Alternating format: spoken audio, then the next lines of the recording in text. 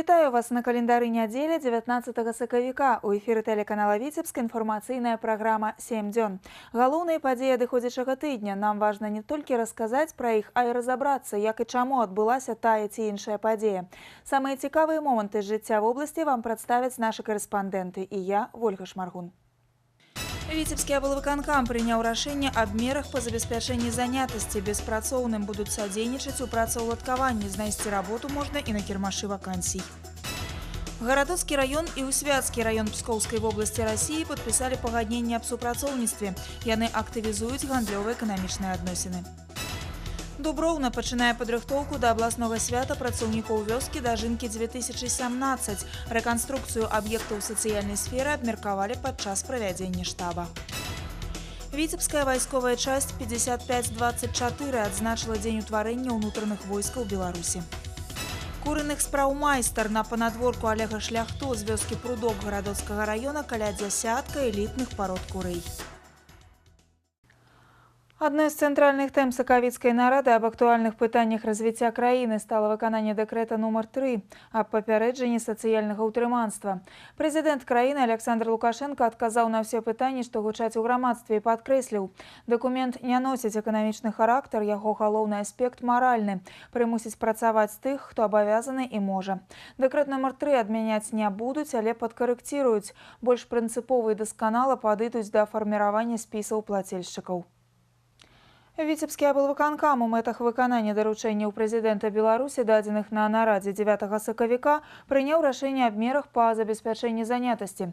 У вобласці створаны аператыўныя групы з удзелам работнікаў падатковых органаў, унутраных спраў, дэпутатаў, прадстаўнікоў прафсаюзных арганізацый, якія будуць дапамагаць грамадзянам, якія маюць патрэбу ў садзейнічанні ў працаўладкаванні. Пры арганізацыях лясной гаспадаркі, дарожнага будаўніцтва, сельскагаспадарчай вытворчасці і жыллёва-камунальнай гаспадаркі будуць створаны рабочыя брыгады з непрацуючых, беспрацоўных і тых, хто звяртаецца за садзейнічаннем у працаўладкаванні. Яны будуць выконваць агульнадаступныя віды работ, якія не патрабуюць спецыяльнай падрыхтоўкі. Задачей поставлена и председателем Витебского облсполкома определить пофамильно, что это за люди, кто это, и с ними индивидуально работать.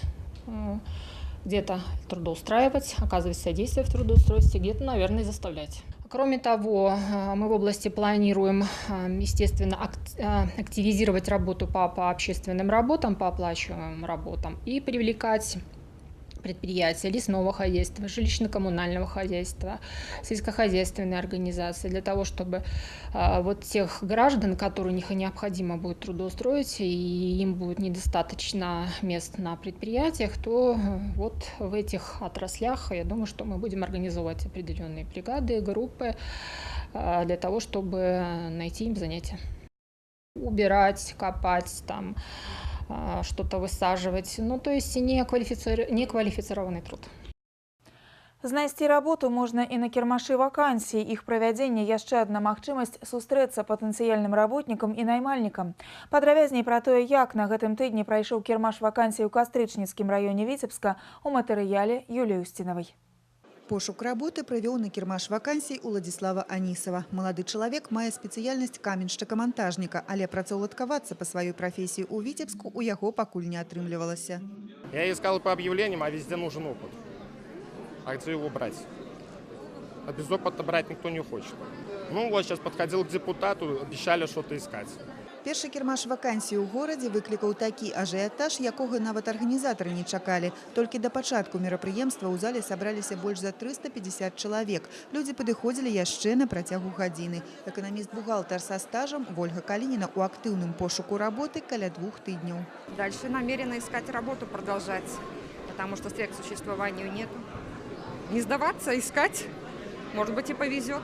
Суіскальнікі працоўных месцаў атрымалі магчымасць сустрэцца са сваімі патэнцыяльнымі работадаўцамі. Вакансіі прапанавалі 12 прадпрыемстваў Кастрычніцкага раёна. Яшчэ 22 арганізацыі свае паўнамоцтвы дэлегавалі адміністрацыі раёна. У сукупнасці яны прадставілі каля 340 вакансій. А ўсяго на сённяшні дзень гарадская служба занятасці прапануе каля 780 свабодных працоўных месцаў, у асноўным на рабочыя спецыяльнасці. На сегодняшний день у нас 86 вакансий. Это реальных вакансий, которые мы должны заполнить в ближайшее время. На сегодняшний день нам нужны больше женщины, которые будут выполнять скрупулезную такую женскую работу на конвейере. Каля 50 вакансій прапановує швейное прадпрыемства. И уже на наступный день тут чакают 10 потенциальных работников.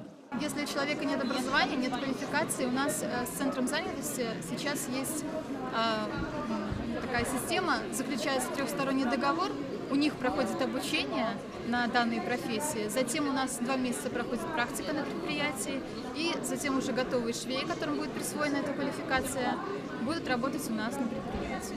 Першы кірмаш вакансій паказаў, што і ў век інтэрнэту ў такой жывой сустрэчы наймальніка і суіскальніка працоўнага месца ёсць неабходнасць. Так людзі даведаліся пра магчымасці перанавучання напраму ад прадстаўнікоў арганізацый, пачулі, якія ёсць прапановы, задалі пытанні. І калі цікавасць узаемная, дамовіліся пра паўнавартаснае субяседаванне з усімі юрыдычнымі тонкасцямі прыёму на працу. Полагаю, что в результате вот такой комплексной работы большое количество граждан получит рабочее место, и, наверное, этот процесс будет ускорен благодаря вот такому личному общению. Наниматель и заявитель, соискатель рабочего места непосредственно вот в этом зале. Станоўча ацанілі кірмаш вакансій і самі суіскальнікі. Это как бы однозначно шаг вперед со стороны властей, то есть для того, чтобы каким-то образом расшевелить наш рынок труда. То есть не знаю, там повезет или не повезет мне лично, то есть, надеюсь. Вопыт першага кірмашу вакансій і шурпатасці, якія ўзніклі ў плане размеркавання потоку грамадзян, будуць улічаны і выпраўленыя. У бліжэйшы час аналагічныя мерапрыемствы правядуць у адміністрацыях Першамайскага і Чыгуначнага раёнаў.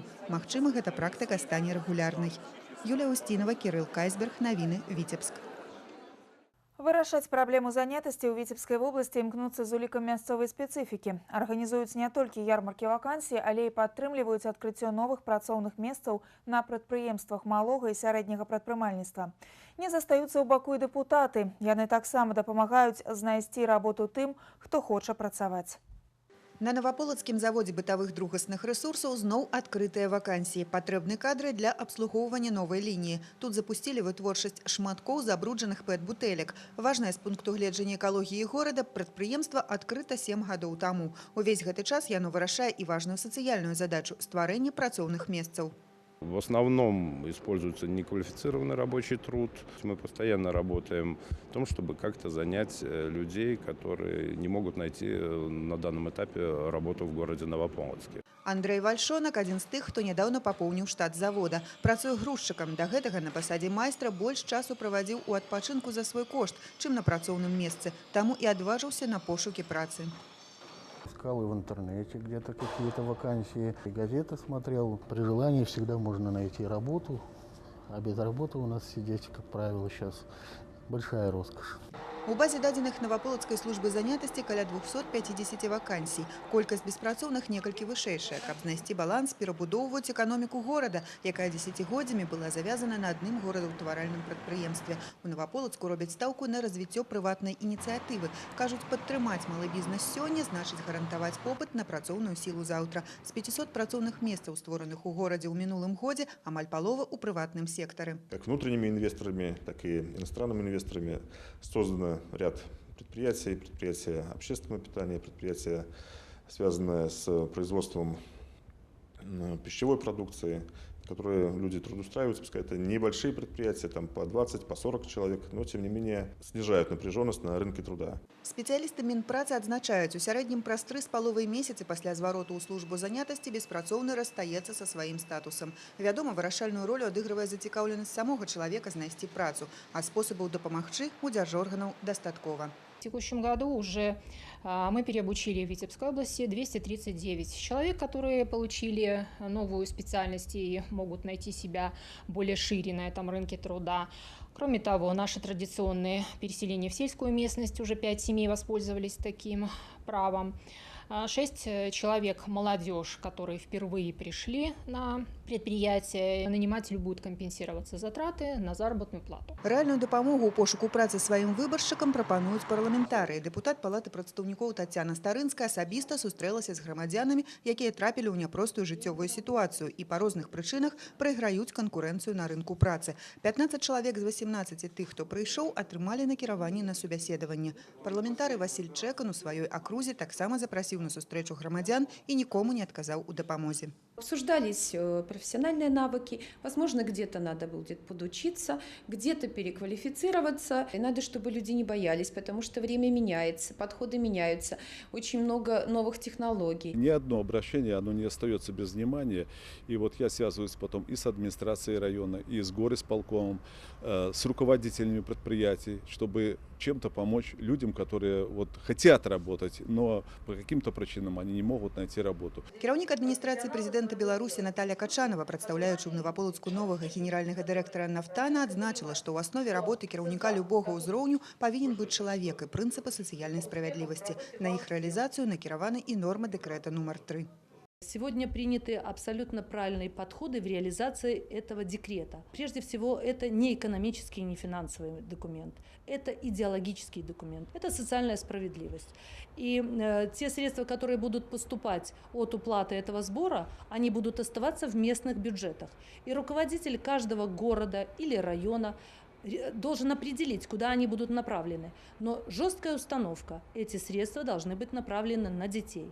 Дэкрэт аб папярэджанні сацыяльнага ўтрыманства не носіць эканамічны характар. Яго галоўная мэта – заахвоціць працаваць тых, хто абавязаны і можа.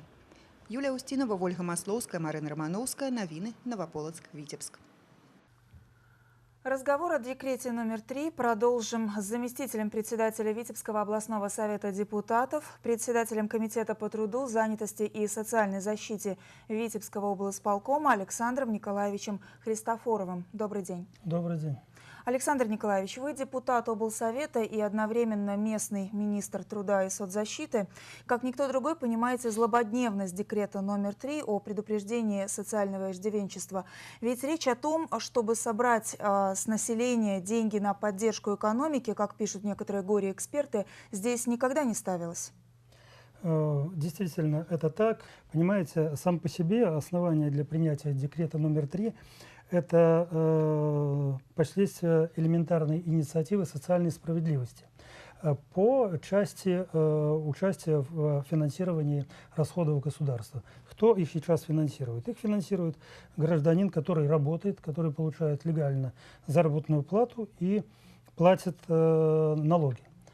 Есть какая-то небольшая часть населения, которая пользуется этими благами, то есть это и здравоохранение, образование, социальная защита, но не участвуют в этих процессах. Да? И поэтому, естественно, они попадают под действие декрета номер 3, и это справедливо. Вот опросы, и по части моей работы, например, я общаюсь очень часто с пенсионерами, там абсолютно в Витебской области 99% этот декрет поддерживают, да, в том числе пенсионеров, понимаете? Я имею в виду взрослое население. Поэтому здесь все правильно и справедливо. А что касается экономики, скорее это идеология, скорее это мораль. Ну и может быть какое-то стремление вытянуть часть нашего населения из теневого бизнеса. На сегодняшний день декрет может стать своеобразным катализатором зрелости белорусского общества, когда граждане и власть налаживают диалог. Как вы считаете, такая коммуникация состоялась? Ну, вы знаете, по всем позициям власть всегда готова к цивилизованному диалогу со всеми. Мало того, наверное, этот диалог был всегда и в течение последних 20 лет. Об этом что говорит? Об этом говорит развитие государства Республики Беларусь за последние 20 лет. И власть, и население, они друг друга понимают, и работали они в одном направлении. И здесь, я думаю, у вертикали власти, то есть во всех районах, и заместители по идеологии, и председатели райисполкомов. Область небольшая, поделена на районы, все всех знают. Можно всегда обменяться мнениями и как-то там изложить свои предложения, ну и аргументированно получить ответ, да? На совещании у главы государства 9 марта были приняты кардинальные решения по реализации декрета номер 3. Документ доработать, оплату сбора заморозить на год, а тем, кто деньги уже выплатил, вернуть. И самое главное – создать условия для свободной реализации каждым гражданином своего права на труд. Не последняя роль здесь отводится депутатскому корпусу. Вот Витебский областной совет депутатов уже начал работу в этом направлении. Депутаты Витебского областного совета в этом направлении работают, собственно, с того момента, когда и появились эти проблемы. Кроме того, Витебский областной совет депутатов, он принял программу, которая утверждена Витебским облсполкомом. Это программа по обеспечению содействия занятости населения Витебской области. В ней предусмотрены и показатели по оказанию содействия занятости населения. В ней предусмотрено, сколько человек необходимо трудоустроить, сколько переучить, какие средства идут на общественные работы.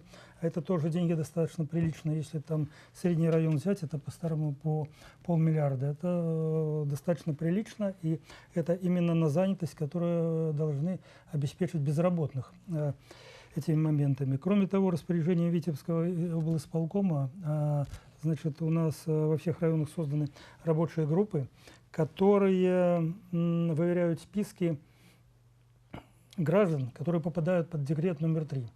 Кроме того, значит, этим распоряжением обозначены мероприятия, которые на 1 мая, как это и есть поручение президента, обеспечат нам минимальную регистрацию безработных на бирже труда. То есть мы обеспечим их занятость. Надо настроиться и депутатскому корпусу, надо настроиться и в районах, и выполнить прогнозные показатели социально-экономического развития области. Если мы выполним эти прогнозные показатели, у нас, если коротко сказать, все будет хорошо. Спасибо.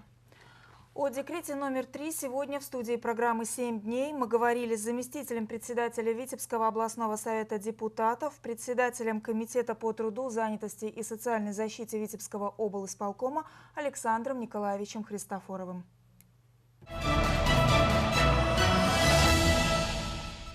Повышение эффективности работы промыслового комплексу Витебской области, диверсификация рынка збыту, нарощивание экспортного потенциалу. Гэтыя пытанні стали ключавымі падчас нарады областного союза наймальников с кіраўнікамі прадпрыемстваў и организаций. Яго удзельнікі абмеркавалі вынікі развіцця прамысловасці и акрэслілі перспектывы на бягучы год. Падрабязнасці у Інны Кірыенкавай. Падение объема вытворчасці сёлета допустила кожнае трэцяе прадпрыемства Витебской области. У большасці субъектов гаспадарання дзяржаўнай формы ўласнасці магутнасці загружены менш, чым наполову, а знос асноўнага абсталявання наближается до 80%. У таких умовах выходить на бесстратный ўзровень, павялічыць объемы вытворчасці и нарощивать экспорт складана. Як вынік, заработная плата сёлета по регионе снизилась больше, чем на 5%. Низкая заработная плата сегодня – это опять же один из факторов того, что мы не можем увеличивать объемы производства, потому что, по крайней мере, на внутреннем рынке мы не сможем продать тот объем того или иного товара. Слабо прыцягваюцца інвестыцыі ў асноўны капітал. Многія вытворцы не займаюцца пошукам новых рынкаў збыту. І тут патрэбны сучасны маркетынгавыя падыходы з боку кіраўніцтва. На Витебскім мотораремонтным заводзе, да прыкладу, актыўна займаюцца імпартазамяшчэннем і такім чынам змаглі зацікавіць расійскага пакупніка у набыцці сельгастэхнікі ўласнай вытворчасці і запасных частак. Они покупают и как сельхозтехнику, которую мы производим, посевные комплексы, почвообрабатывающие агрегаты. Вот. И, соответственно, то же самое, те же запасные части, то, что берут и наши сельхозпредприятия. По отношению с 2015 и 2016 годом у нас рост был порядка 200%. То есть у нас рост именно реализации на российский рынок экспорта. Тым не менш, спецыялісты адзначаюць, што сёння мяняецца геаграфія паставак прадукцыі Витебскага рэгіёну, скарачаецца доля яе прысутнасці на расійскім рынку, з якім вытворцы працавалі даўно. Патрэбна шукаць новыя накірункі рэалізацыі тавараў і паслуг. У нас пока крайне слабо используется потенциал торгово-экономических комиссий. То есть, откровенно говоря, мы по своей линии не видим наше участие в этих комиссиях, и больше 40 штук. Понятно, можно по-разному оценивать, но они существуют, и это прямой выход на наших зарубежных партнеров для составления диалога и обсуждения проблем. Сёлета, каб забяспечыць рост сярэдняй заработнай платы да ўзроўню не менш за 1000 рублёў, патрэбна амаль на трэць павялічыць аб'ёмы вытворчасці, выпускаемай прадукцыі і яе рэалізацыю. Фактически рентабельность продаж должна составить не менее 5%, оптимизация затрат 4%, снижение материалоемкости и энергосбережения на 3,5%. В результате это позволит увеличить выручку на 20%, пополнить оборотные средства на 25%, нарастить объемы чистой прибыли, дополнительно получить в консолидированный бюджет порядка 203 миллионов рублей, местные 26. Дасягнуць гэтых паказчыкаў можна будзе толькі дзякуючы зніжэнню вытворчых затрат, павышэнню прадукцыйнасці працы і нарошчванню экспартнага патэнцыялу. Інна Кірыенкава, Александр Прыстаўка, навіны Віцебск. Узаемавыгаднаму супрацоўніцтву ў першую чаргу ў эканоміцы і гандлі будзе спрыяць пагадненне аб супрацоўніцтве паміж Гарадоцкім раёнам Віцебскай вобласці і Свяцкім раёнам Пскоўскай вобласці Расійскай Федэрацыі. Аналагічны дакумент замацавалі сваімі подпісамі і кіраўнікі дэпутацкіх корпусаў памежных рэгіёнаў. Кіраўнікі памежных раёнаў Беларусі і Расіі сустракаюцца не ўпершыню, як старыя добрыя сябры. Рэгіёны звязваюць даўнія ўзаемаадносіны і падпісаныя пагадненні толькі дадатковы стымул для іх развіцця. Культурныя абмены, сумесныя моладзевыя праекты, адукацыйныя праграмы і медыцынскі турызм. Аднак асаблівай актуалізацыі патрабуюць гандлёва-эканамічныя сувязі. Очень хорошо работала птицефабрика на территории района. Есть немножко определенные моменты у нас сейчас, это вот связано, наверное, и с налоговыми какими-то нюансами, но тем не менее мы рассчитываем на торговлю, мы рассчитываем на привлечение, может быть, и хороших кадров для работы на объектах нашего района. И со своей стороны, конечно, я тоже готов рассматривать какие-то предложения со стороны райисполкома Гарадокского района. Услед за кіраўнікамі раёнаў пагадненне аб супрацоўніцтве падпісваюць і лідары дэпутацкіх корпусаў. Цяпер яны змогуць падзяліцца практычным вопытам мясцовага самакіравання. Дэпутаты працуюць непасрэдна з людзьмі. Іх галоўная задача павышэння якасці жыцця насельніцтва, і вырашаць яе цяпер будуць удвая эффектыўней. К маю месяцу, я думаю, таких соглашений будет порядка 20-25. Создается такой пояс дружбы между регионами нашей Витебской области и регионами Российской Федерации. Это, в первую очередь, конечно, Псковская, это Смоленская, это Тверская. Ну и будем прорабатывать вопросы сейчас и по Брянской области. Пасля афіцыйнай часткі госці з Расіі наведалі ўстановы культуры і спорту Гарадоцкага раёна, лыжаролерную трасу, краязнаўчы музей і дом рамёстваў. Тут суседзям прадэманстравалі мясцовую вышыўку і ткацтва. Это вышивка, значит, вот из ткани вытягиваются ниточки, потом, значит, по ним уже перевивается и делается такая вот сетка. Понятно, есть своя специфика, да. Очень много. Ну вот орнаменты какие-то, может быть, немножко отличаются. Ад больш цеснага супрацоўніцтва з суседнім раёнам Расійскай Федэрацыі гарадоцкія майстрыхі чакаюць магчымасці часцей выязджаць на кірмашы і прадаваць за мяжой свае вырабы. Мне очень хотелось бы побывать у них на различных праздниках, мероприятиях, потому что там бывает большое количество людей. Это, конечно же, для нас реклама популяризации нашего народного искусства. Мы пытаемся какие-то работы новые делать, и нужно, конечно же, их реализовать. И, конечно, для нас очень важно, помимо того, что мы показываем, но еще, конечно же, и продать это все. Супрацоўніцтва з Расіі Гарадоцкі раён развівае актыўна. Падпісана пагадненне з Невельскім раёнам Пскоўскай вобласці Расіі і пратакол аб намерах з горадам Бабаева Валагодскай вобласці. Вольга Шмаргун, Леонид Табола, навіны Гарадок.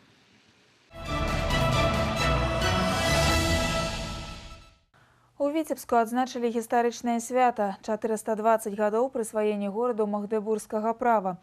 У ратушы прайшла ўрачыстая прэзентацыя праекта «Магдэбургскі Віцебск». Упершыню жыхары і госці горада змаглі ўбачыць копіі прывілея 1597 года і чарцёж месца Віцебск 1664 года з фондаў абласнога краязнаўчага музея. Святочныя падзеі прадоўжацца ў Віцебску цэлы год. Арганізатары ўжо запланавалі серыю культурна-пазнавальных мерапрыемстваў. Магдэбургскае права горад атрымаў 17 сакавіка ў 1597 годзе. Дзякуючы яму ў Віцебску з'явіліся магістрат, герб, харугва, а таксама дзень для правядзення штогадовага кірмашу. Галоўным адміністрацыйным будынкам горада і яго ўпрыгажэннем стала ратуша. Зараз тут размяшчаецца Віцебскі абласны краязнаўчы музей. Дзякуючы магдыбургскаму праву, Віцебск 16 стагоддзя стаў цэнтрам прамысловасці і гандлю. Вось і зараз падтрымка прадпрымальніцтва – важны момант у аздараўленні эканомікі. Інвестпраекты малога бізнесу на конкурснай аснове падтрымае Віцебскі аблвыканкам. Камітэт эканомікі аднаўляе практыку правядзення конкурсу інвестыцыйных праектаў суб'ектаў малога прадпрымальніцтва рэгіёну для аказання ім дзяржаўнай фінансавай дапамогі.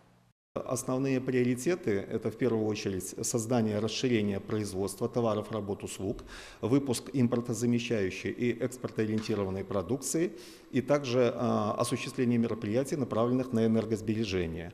Основные критерии для участия в конкурсе – это создание новых рабочих мест, то, что сегодня поставлено во главу угла президентом Республики Беларусь непосредственно. Требования к претендентам – это субъекты малого бизнеса с численностью не более 100 человек. Эти субъекты должны быть лояльны по отношению к закону, не иметь долгов перед бюджетом. Это как бы основные их требования. Но все остальное как бы мы решаем на момент обращения и ведем разъяснения по данному вопросу. Практыка мінулых гадоў паказвае эфектыўнасць такой дзяржаўнай падтрымкі для суб'ектаў малога бізнесу. Павялічваюцца аб'ёмы вытворчасці і экспорт прадукцыі. На падтрымку прадпрымальніцтва ў бюджэце вобласці прадугледжаны сродкі ў памеры больш за 1 мільён рублёў. Заяўкі на конкурс інвестпраектаў ад суб'ектаў малога бізнесу Камітэт эканомікі прымае да 31 сакавіка. Новага ўладальніка знайшоў былы завод хларафілавай пасты ў Бешанковіцкім раёне. Гэта стала вядома падчас аўкцыёну, арганізаванага фондам Віцебска аблмаёмасць. Цяпер плошчы прамысловага аб'екта ў сваіх мэтах будзе выкарыстоўваць мясцовае прыватнае шматпрофільнае прадпрыемства РЭУ. У планах новага ўласніка на пачатку зрабіць рамонт, а потым прыстасаваць памяшканні завода пад разнастайныя патрэбы. Сегодня был выставлен на продажу объект в Бешенковичском районе в деревне Нижняя Кривина. Это бывший завод хлорофиловой пасты. Значит, начальная цена этого объекта 10 базовых величин. Это ряд зданий и сооружений выставлен на объект. Значит, приобретается этот объект под предпринимательскую деятельность. То есть будет организована какая-то производственная площадка на данном объекте. Планируем создать рабочие места. Здесь хотим для базы стоянка для автомобилей, гаражи, мастерские, складские помещения. Стоянка и СТО хотим, но это на будущее. До конца сакавіка фонд Віцебска аблмаёмасць плануе выставіць на продаж яшчэ 15 аб'ектаў. Сярод іх самымі смачнымі і прывабнымі лотамі з'яўляюцца будынак пачатковай школы ў вёсцы Шуневіча Глыбоцкага района і будынак кухні-сталоўкі ў вёсцы Межыца-2 Лепельскага района. А ўсяго з пачатку 2017 года на таргах фонду Віцебска аблмаёмасць прададзена 11 аб'ектаў на суму ў 88 тысяч беларускіх рублёў. Летась таргі нерухомасцю прынеслі ў бюджэт вобласці суму амаль у 3 мільёны рублёў. І большасць гэтых аб'ектаў прададзена прадпрымальнікам, якія пашыраюць альбо толькі пачынаюць ствараць свой бізнес. Развіццё прыватнай і прадпрымальніцкай ініцыятывы – адзін з галоўных вектараў развіцця беларускай эканомікі. І айчынныя банкі аказваюць падтрымку бізнесу. Пра гэтыя і іншыя фінансавыя навіны вядучы спецыяліст Віцебскай дырэкцыі Белінвестбанка Наталья Иванова. Добрый день, Наталья. Здравствуйте, Ольга. Действительно, белорусскими банками уделяется большое внимание развитию и поддержке предпринимательства. Например, Белинвестбанк предлагает кредиты для развития бизнеса в белорусских рублях от 11, а в иностранной валюте от 5,5% годовых. На прошлой неделе Национальный банк опубликовал данные исследования вкладов, размещенных в белорусских банках. Согласно исследованию, среднестатистическим вкладчиком можно считать мужчину от 26 до 60 лет и женщину в возрасте свыше 55 лет. В среднем мужчина размещает в депозит 7200 белорусских рублей, а женщина – 6800 рублей. На валютном рынке страны сохраняется тенденция превышения продажи иностранной валюты населением над ее покупкой. В феврале жители Беларуси продали валюты на $161 миллион США больше, чем купили. Это стало основным фактором, сдерживающим инфляцию, а также позволило Национальному банку в очередной раз снизить ставку рефинансирования. А теперь о курсах валют. Текущая неделя для белорусского рубля ознаменовалась значительным укреплением к доллару США, курс которого в пятницу достиг минимальной отметки за март и составил 1 рубль 89 копеек. Для российского рубля неделя, напротив, характеризовалась укреплением позиций. По итогам пятничных торгов курс российского рубля остановился на уровне 3 рублей 26 копеек. Европейская валюта в течение недели незначительно снизила свои позиции к белорусскому рублю, завершив неделю на отметке в 2 рубля 4 копейки.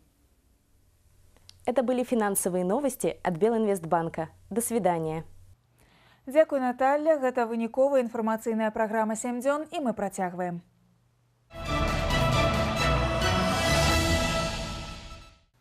На Віцебшчыне аграрыі пачынаюць пробныя выезды на палеткі. У асноўным гэта ўзворванне і падкормка азімых.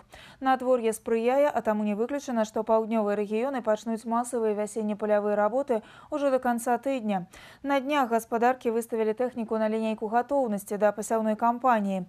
Многія чакаюць зялёнага сігналу на выезд у поле. Тэму працягне Віктор Праліч.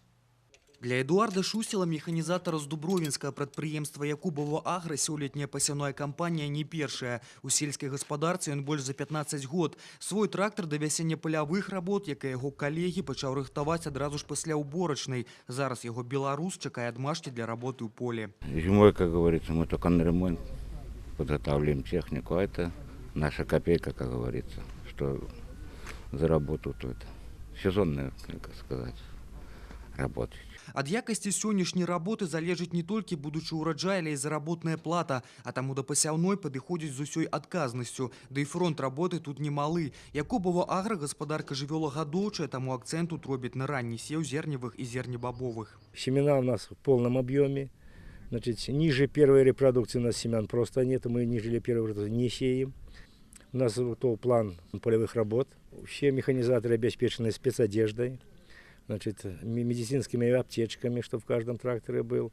Ну и уже проработан вопрос, что они будут иметь двухразовое питание. Агульная площа пасяўных у вобласці амаль 800 тысяч гектараў, каля паловы аддадзена пад збожжавыя культуры. На полях некаторых гаспадарак, ідзе падсеивание трав, вядзецца анализ полёў, засеянных озимыми. Техническое средство подготовлено, и как только земля созреет, агрегаты будут выведены в поле, и, скажем так, весенняя посевная будет проведена в максимально короткий срок. Главная цель любого даже предприятия – это получение прибыли. Любого предприятия – получение прибыли за счет увеличения объема производства сельскохозяйственной продукции и снижения затрат. Поэтому как один из источников вот именно снижения затрат надо использовать по максимуму. Так что я имею в виду, что от технических средств получить максимальную производительность. Зараз уся ўвага прагнозам надвор'я, ад яго залежыць старт пасяўной і працягласць работ. Усё астатняе, што залежыць ад людзей, зроблена. Віктор Праліч, Александр Прыстаўка, навіны, Дубровінскі раён. Дуброўна рыхтуецца наступнай восенню прыняць абласныя дажынкі. Каля 80 аб'ектаў інфраструктуры райцэнтра будуць рэканструяваныя. Большасць з іх сацыяльнага прызначэння, а значыць карыстацца імі будуць усе жыхары раёна.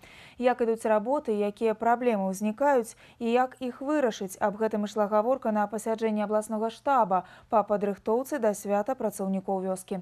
Віктор Праліч падрабязней. Адным з першых аб'ектаў, які даў старт вялікаму аднаўленню маленькага горада, стала аўтастанцыя Дуброўна. Работы пачаліся тут яшчэ ў снежні, зараз аршанскія будаўнікі выходзяць на фінішную прамую. Буквально за 2 недели мы доделаем объект. Смонтируем композитные панели, ограждение покрасим. То есть тут немного осталось. По сути, каркас уже выставлен, остались только сами панели эти. Они в наличии есть, все есть. Осталось делать техники. Пачалі абнаўляць і мясцовую гасцініцу. Зараз тут вядуць замену даха. У хуткім часе шыльды з надпісам «Рэканструкцыя» з'явіцца амаль на 8 десятках аб'ектаў, сярод якіх дзіцячыя садкі, школа мастацтва, бальніца, гандлёвыя кропкі, цэнтральнай вуліцы. На днях пачнуцца маштабныя работы на галоўнай плошчы Дуброўна. Між тым, каб было камфортна і прыгожа, трэба ўжо зараз пачаць працаваць на ўсіх напрамках. Аб гэтым ішла гаворка на пасяджэнні абласнога штаба па правядзенні свята дажынкі 2017. Дыялог быў жорсткі. На некаторых аб'ектах дагэтуль адсутнічае заключэнне экспертаў і работы, нягледзячы на спрыяльнае надвор'е, не вядуцца. Время бумажек, время в целом уговоров, разговоров уже прошло. И сегодня меня мало уже интересует, если у кого отсутствует какая-то разрешительная документация. Было на это прошлый год, было 2 месяца этого года. Главная наша сейчас стратегическая задача – на каждом объекте организовать физическую работу, чтобы пошла везде работа. По жилищно-коммунальному хозяйству, по образованию, по здравоохранению, по культуре, по всем направлениям. Кіраўніцтва мясцовага управління капітальнага будаўніцтва атрымала вымову. З наступнага тыдня падобныя пасяджэнні штаба будуць праходзіць раз на тыдзень. Действительно, определенные проблемы сегодня есть, они возникают. Особенно мы это видели, что сегодня по социальной сфере идет неполное понимание, может быть. Я имею в виду, что те задачи, которые были поставлены, чтобы к началу марта имелась бы полностью проектно-сметная документация с заключением экспертизы, к сожалению, не по всем объектам это есть. Но в целом движение есть по Дубровно. Я думаю, что социальная сфера подтянется в течение тут 2 недель, и апрель месяц будет определяющий, когда мы должны начать активную фазу работы на всех объектах, чтобы к концу августа их завершить. Што да фінансавага боку падрыхтоўкі фестывалю, то тут пытанняў няма, аднак і шыкаваць ніхто не збіраецца. Выдаткавана каля 13 мільёнаў рублёў. Часу хоць і хапае да восені, аднак трэба паспяшаць. Тым больш, што ў маі своеасаблівым экзаменам перад дажынкамі стане ўжо традыцыйны фестываль «Дняпроўскія галасы». Віктор Праліш, Александр Прыстаўка, навіны Дубровна.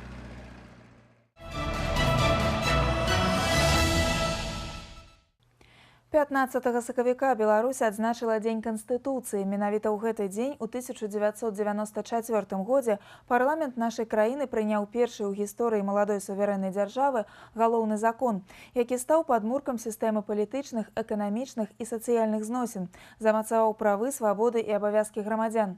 Як у Віцебску адзначылі свята, прысвечанае асноўнаму закону дзяржавы, ведае наш корэспандэнт Артур Смалякоў. Трывалая основа для правовой и демократичной державы. 15 сакавіка ў Беларусі Дзень Канстытуцыі. У рэгіёнах свята адзначаюць традыцыйна. Атрымаць бясплатную кансультацыю пры двінскіх нотариусаў у гэты дзень можа любы жадаючы. Получили просто полную информацию того, что нам выгоднее сделать на сегодняшний момент. 23 гады таму Беларусь стала унітарнай, дэмакратычнай, сацыяльнай, прававой дзяржавай. Закон нумар 1 першы ў спісе стажора нотариуса Ганны Маскінай. Па дапамогу да Конституции яна звяртаецца кожны дзень. Конституция Республики Беларусь для нас это самый основной документ и закон, и обращаемся мы к нему ежедневно и соблюдаем, исполняем требования Конституции. Бесплатные консультации это более характерно для пенсионеров, но по количеству у нас 5 нотариусов в конторе, где-то около 40-50 консультаций мы даем в течение дня. Очень часто обращаются по вопросам оформления наследства, по вопросам оформления завещаний, доверенностей. З Днем Конституции у Беларусі звязана яшчэ одна добрая традыцыя. Юныя грамадзяне атрымліваюць свае першыя пашпарты. Сёння 14 самых актыўных і таленавітых школьнікаў з усяго рэгіёну сабраліся ў Віцебскай абласной філармоніі, каб у ўрачыстай абстаноўцы атрымаць галоўны дакумент з рук старшыні аблвыканкама Миколая Шарснёва. В ваших руках будущее. Это действительно так. И вы должны проникнуться вот этими словами, что каждый из вас внесет частицу в развитие нашей страны. Какая страна будет? В какой стране будете жить вы и ваши дети, это зависит действительно от вас.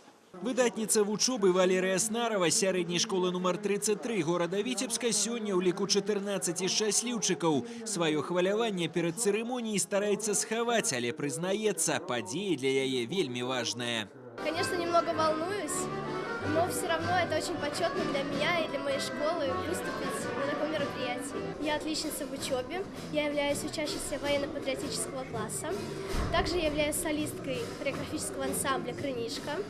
Я являюсь участницей международных и областных конкурсов и многократной победительница конференции международных. Ідэя ва ўрачыстай абстаноўцы ўручаць важны дакумент належыць Беларускаму саюзу моладзі. Сёлета падчас правядзення акцыі ў Віцебскай вобласці пашпарты грамадзяніна Рэспублікі Беларусь атрымаюць больш за 300 школьнікаў.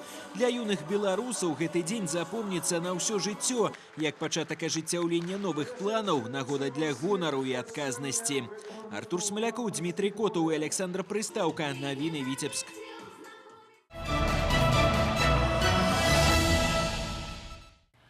Тэма сусветнага дня абароны правоў спажыўцоў. Сёлета спажывецкія правы ў лічбавую эпоху. Дзякуючы інтэрнэту зараз можна зрабіць любую пакупку, не выходзячы з дому. Віртуальны гандаль становіцца ўсё больш папулярным, а наколькі пры гэтым абаронены пакупнік. Гэта спрабавала высветліць наша здымачная група. За апошнія 2 гады колькасць інтэрнэт-магазінаў, зарэгістраваных у гандлевым рэестры Беларусі, павялічылася ўдвая. У Віцебскай вобласці іх зараз працуе 468. Заказаць любы тавар можна адным клікам мышы, а вось галачкі на палях лепш паставіць адразу па некалькіх пунктах. На галоўнай старонцы інтэрнэт-магазіна абавязковыя найменні арганізацыі, звесткі аб дзяржаўнай рэгістрацыі, юрыдычны адрас і рэжым работы. Нават гэтыя дадзеныя дапамогуць пакупніку ў выпадку ўзнікнення спрэчкі. У цэлым жа кліент віртуальнай крамы мае все те же правы, что и покупник в звычайном магазине. Потребитель в течение 14 дней с момента передачи ему товара имеет право заявить требования продавцу о возврате либо обмене непродовольственного товара на другой размер, фасон, габариты при условии, что товар надлежащего качества не был в эксплуатации. При обнаружении потребителем недостатков в товаре при эксплуатации потребитель имеет право обратиться к продавцу и заявить одно из следующих требований. Либо незамедлительное устранение недостатков товара, замена товара ненадлежащего качества товаром надлежащего качества, соразмерное уменьшение покупной цены, также расторжение договора розничной купли-продажи и возврата денежных средств. Праўда, тычыцца гэта толькі інтэрнэт-магазінаў, зарэгістраваных у Беларусі. Спрэчку з замежнымі сайтамі весці прыйдзецца выключна віртуальна. Дарэчы, летась па пытаннях абароны правоў спажыўцоў да спецыялістаў звярнуліся больш за 400 віцяблян. І ўсяго толькі пара заяў былі звязаны з пакупкамі ў інтэрнэце. І на гэта ёсць некалькі прычын. Па-першае, высвятляць адносіны з віртуальным прадаўцом лагічна там жа, у інтэрнэце. Ёсць свой алгарытм. Адкрыць спрэчку або пакінуць на сайце не здавальняючы водгук. На яго абавязкова адрэагуюць. Кожны магазин у сетцы сваёй рэпутацыяй даражыць. Па-другое, інтэрнэт-пакупкі часцей робяць маладыя людзі, якія выдатна арыентуюцца ў сусветнай павуціне і свае правы адстаяць могуць без старонняй дапамогі. На вуліцах Віцебска прыкладна 8 з 10 чалавек неаднойчы рабілі пакупкі ў інтэрнэт-магазинах і давяраюць ім полностью. Ну, товар в основном хороший доставляю. Покупал тренажеры, ну, достаточно приятно. Претензий не было, все подошло по размеру и по фасону, все оказалось в меру и точно так же, как и на картинке в интернете. Но и были случаи у моих знакомых, которые покупали, и оказывалось не так, как на самом деле оно есть. Да, были претензии, возвращали, и деньги возвращали, и платье возвращали. Все. Нужно в первую очередь посмотреть, зайти в комментарии, посмотреть, какой отзыв других людей о этом. Но потом, может быть, что-то можно купить.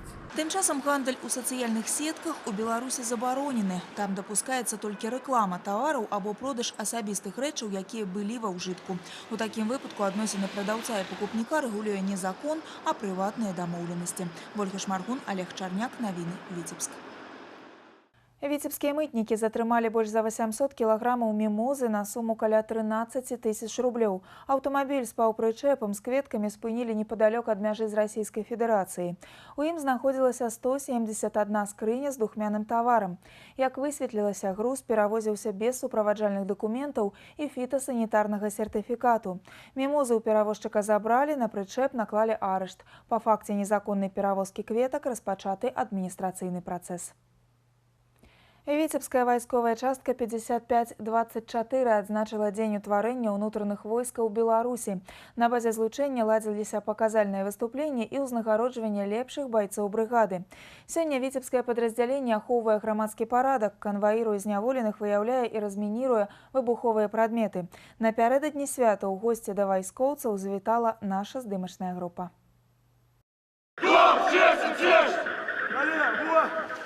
Тут усё не так, як у серыяле «Салдаты». Замест ануч звычайныя шкарпэткі, замест кірзавых ботаў лёгкія берцы. Сёння службу ў часці 5524 нясуць больш за 1200 байцоў. Адбор вельмі строгі. Першая ці другая група здароўя, высокі ўзровень адукацыі. На недабор тут ніколі не скардзіліся. Праходзіць службу ў віцебскім падраздзяленні сапраўдны гонар. Подразделение бригады выполняет задачу по охране общественного порядка в городах Витебск, Орша, Новополоцк, Полоцк, обеспечивает охрану 4 учреждений пенитенциарной системы, осуществляют конвоирование заключенных и лиц под стражу, обеспечиваем охрану общественного порядка при проведении культурно-массовых, религиозных, зрелищных, спортивных мероприятий.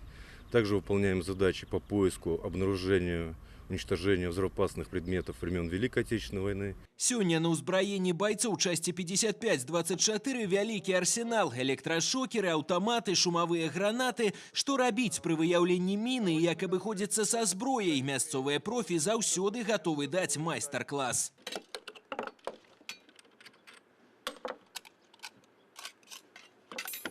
Гэты касцюм сапёра вытрымлівае выбух 200 грамаў тротылу, але галоўная сіла вайскоўцаў не ў тэхніцы і экіпіроўцы, а ў людзях, такіх як камандзір сапёрнай піратэхнічнай групы Віталій Гнацік. За 17 гадоў працы ў вайсковай часці рызыкаваў жыццём неаднойчы. Напротив торгового центра Грина через дорогу там строили баню, строят сейчас ее. Мы оттуда в течение, наверное, недели вывозили авиационные бомбы. Во время войны были склады. Случаи были, что в один день мы выполняли до 15 заявок. То есть постоянно вот это физическое напряжение. И за счет этого человек должен выдержанным быть, физически устойчивым, психологически устойчивым должен быть. Летась мясцовыя сапёры знішчылі больш за 16 тысяч выбуховых прыстасаванняў. Ёсць падстава для гонару і ў кінолагаў. У 2016-м з дапамогай службовых сабак яны канфіскавалі каля 400 грамаў наркотыкаў. Аўчаркі, лабрадоры, усяго 94 чатырохлапыя супрацоўнікі. Васіль Сінякоў з баявой сяброўкай па мянушцы Шэлі амаль не разлучаецца. С этой собакой уже работаю полгода. На выездах каждый месяц бываем. Уже есть обнаружение, как говорится, положительные результаты. Нашли в общем около 40 грамм наркотических веществ. За 23 з паловай гады невялікая рота вырасла ў сапраўдную брыгаду. Асновы страявой, практыкаванні па фізічнай падрыхтоўцы і рукапашным баі. Вайсковую часць 55-24 сёння называюць кузняй міліцэйскіх кадраў. А яшчэ добрай жыццёвай школай, дзе спазнаецца кошт дружбы, выхоўваецца адказнасць і гартуецца характар. Артур Смоляков, Олег Чарняк. Навіны Віцебск.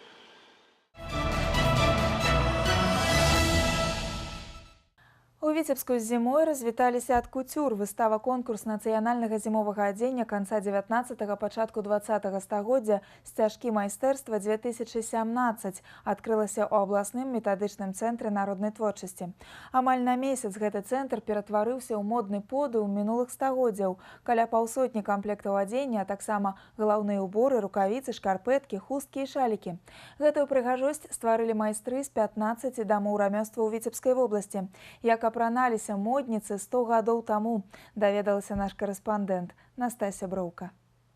На працягу года гісторыкі-рэканструктары вывучалі спецыяльную літаратуру, дасканала разглядалі карціны і фатаграфіі, выслухалі сотні апавяданняў мясцовых жыхароў пра тое, як выглядала зімовае адзенне ў тым ці іншым раёне Віцебскай вобласці. Асаблівая ўвага арнаментам.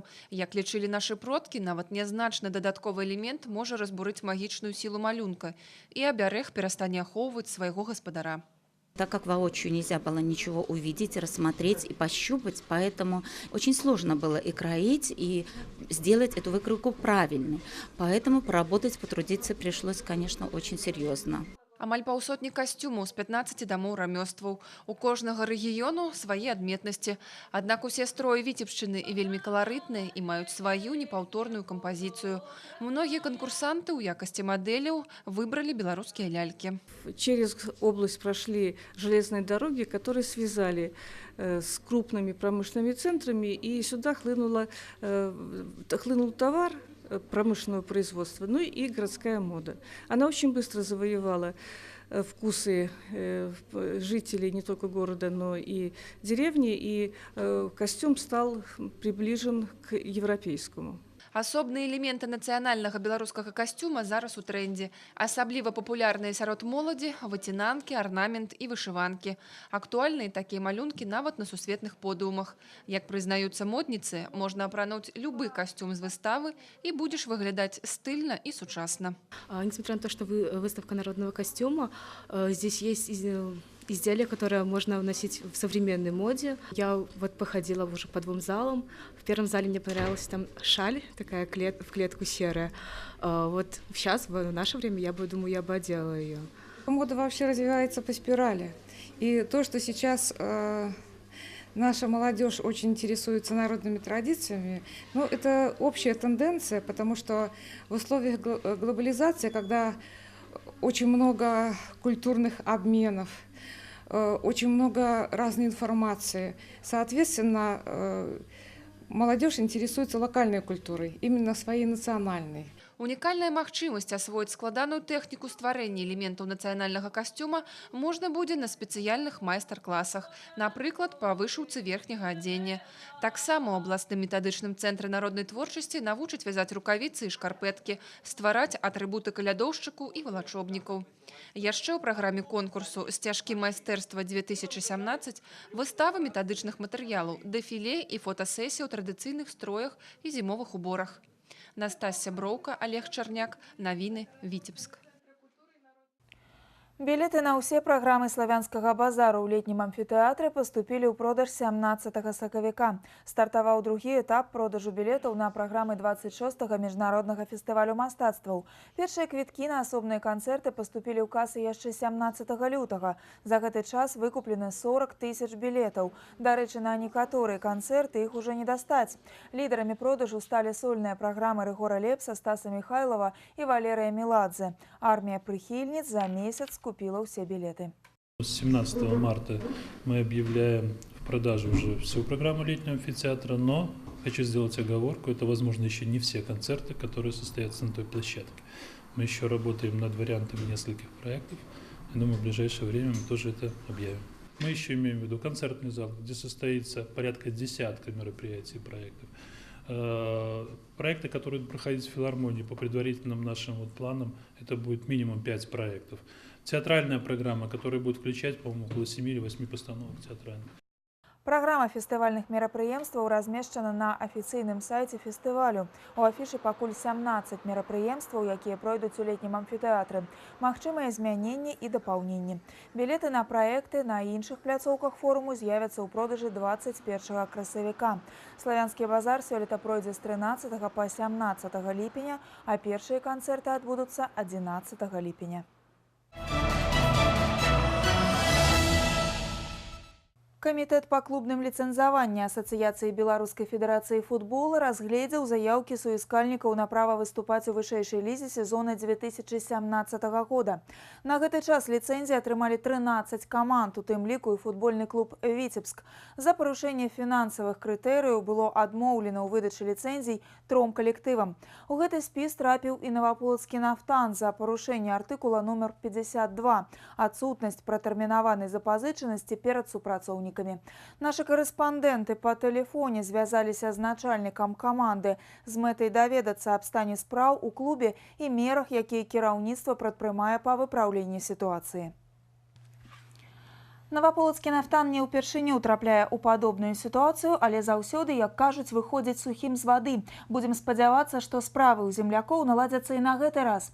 А зараз звернемся да анонса спартыўных падзей, які падрыхтаваў мой калега Сергей Мисурагін. Прывітанне, Вольга. Калі «Нафтан» не выступіць у чэмпіянаце, гэта значна аслабіць нацыянальны розыгрыш. У мінулым сезоне нашы землякі да апошняга змагаліся, каб заваяваць прапіску ў вышэйшай лізе і дабіліся жадаемага. Няўжо ўсе намаганні футбалістаў пройдуць дарма? Будзем сачыць за развіццём падзей, а зараз да спартыўнага анонса. Волейбольны клуб «Маркава ДТУ» спыніў барацьбу за медалі нацыянальнага чэмпіянату. Дарогу нашым землякам перайшлі чэмпіён і сярэбраны прызёр розыгрышу, сталічны будаўнік і барысаўскі «Батэ». Цяпер у сваім турніры гэта паспрабуе зрабіць баскетбольны клуб «Рубон». Таксама неблагія шансы пазмагацца за ўзнагароды ёсць у нашых дзюдаістаў і акрабатаў. Але аб усім па парадку. 24 і 25 сакавіка баскетбольны клуб «Рубон» у Гомелі двойчы згуляе супраць мясцовага «Сожа». Гэтыя паядынкі стануць апошнімі для землякоў напярэдадні гульні ў плэй-офф. Супрацьстаяць падапечным Руслана Байдакова будуць аўтсайдеры спаборніцтваў, а таму ў заходзе сустрэч можна практычна не сумнявацца. Матчы для рубонаўцаў стануць апошняй рэпетыцыяй да накаут-раунда, які нашы землякі пачнуць з 4-го месца ў выніковым пратаколе. Таксама апошнюю гульню папярэдняга этапу на гэтым тыдні правядзе і жаночы гандбольны клуб «Віцебчанка». Наша каманда ў Мінску сустрэнецца са сталічным БНТУ-2. На жаль, вынік сустрэчы нічога не зменіць для каманды абласнога цэнтра. Віцеблянкі праводзяць няўдалы сезон і займаюць апошні радок у турнірнай табліцы. Такім чынам, у плэй-офф яны разыграюць месцы з 4 па 7. А вось у ватарпалістаў сезон толькі стартуе. Першы тур адкрытага чэмпіянату краіны па водным пола з 24 па 26 сакавіка пройдзе ў Мінску. Каманда абласнога цэнтра неаднаразова становілася прызёрам і пераможцам гэтага розыгрышу. Летась нашы землякі апынуліся за рысы прызёраў і цяпер будуць імкнуцца нагнаць страчанае. А зараз да іншых тэм. 22-24 сакавіка Гомель прыме першынство Рэспублікі Беларусь па спартыўнай акрабатыцы. Доўгі час у камандзе Віцебскай вобласці ішла змена пакаленняў. Цяпер гэты працэс завершаны, спецыялісты гатовы выставіць паўнацэнны састаў ва ўсіх відах праграмы. Гэта павысіць шансы землякоў у барацьбе за медалі. А вось віцебскія дзюдаісты традыцыйна моцна выступаюць на рэспубліканскіх стартах. Трэнер спадзяюцца, што яны папоўняць медалёвую скарбонку і на алімпійскіх днях моладзі нашай краіны, якія пройдуць у Бабруйску. Сергей Мисурагин, навіны Віцебск. Брама, кахенхін, сітцевыя арпентоны. І гэта далёка не поўны пералік элітных парод курэй, развядзеннем якіх займаецца пенсіянер Олег Шляхто з вёскі Прудок Гарадоцкага раёна. Зараз на яго панадворку 6 дзясяткаў птушак самых розных памераў, колераў і характараў, а летам колькасць павялічыцца ўдвая. З гаспадаром, для якога няма птушкі прыгажэйшай за курыцу, пазнаёмілася наша здымачная група. Прачынацца раніцай пад залівісты голас петуха Олег Шляхто прывык з дзяцінства. Аднак сапраўдны жарсцю птушкі сталі гадоў 20 таму. Сёння ў яго гаспадарцы няма ніводнай звычайнай курыцы, толькі рэдкія элітныя пароды. Пра іх звычкі і характары Олег Сергеевич ведае ўсё. Не меншым экспертам, дарэчы, вырас і кот Фома. На птушак ён не палюе, а глядае іх зусім па-гаспадарску. Порода кахенхина выведена в Китае давно, лет 250 назад. Но они раньше в холке 70 сантиметров. Унікальная парода называецца араукан, выведзена яна ў Амерыцы. Гэтая курыца характарызуецца тым, што яе ўвогуле няма хваста, а яшчэ яна нясе яйкі блакітнага колеру. Уласнымі рукамі гаспадар пабудаваў інкубатары. Яйкі спецыяльна набывае на выставах і кірмашах, у асноўным у суседняй Расіі. Захапленне гэтае не таннае, аднак фінансавыя пытанні заводчыка курэй не спыняюць. Довольно-таки дорогое удовольствие. Вот яйцо где-то на наши деньги это будет обходиться, ну, в среднем с дорогой это 6-7 рублей одно. Ну, вот считайте. И то выводимость может быть, хотя они гарантируют там 70%, но это хорошо, если 50%. У кожнай пароды свой агароджаны загон. Перыядычна ў іх аб'яўляецца санітарны дзень і дэзінфекцыя, каб куры не хварэлі. Занадта ж спешчаныя прадстаўнікі элітных саслоўяў. Уся гэтая птушыная ферма штодзень з'ядае больш за вядро зерня, яшчэ болей выпівае вады. Аднак радасці і асалоды гаспадару прыносіць у разы больш. С детства, наверное, мечта была завести что-нибудь хорошее. Ну, в основном, ну, не знаю, нравятся куры. Как вот нумизматам нравятся монеты, так вот мне нравится птица. Мне вообще-то любая птица нравится, но ну, куры, наверное, больше. Сваю курыную гаспадарку ў самы бліжэйшы час Олег Шляхто плануе разнастаіць, марыць пабудаваць голубятню і закупіць некалькі самых рэдкіх відаў голубоў. Не дзеля забавы, а для душы. Вольга Шмаргун, Леонид Табола, навіны, Гарадок. Чалавек знайшоў справу па душы і атрымлівае ад гэтага сапраўднае задавальненне, чаго і вам жадаем. Гэта была выніковая інфармацыйная праграма «7 дзён». Сустрэнемся ў наступную нядзелю на тэлеканале Віцебск. Усяго добрага. Да пабачэння. А партнёр добрага надвор'я – газета «Витьбичи». У нас только свежие новости. Будем вместе. Витьбичи. Подпишитесь сегодня.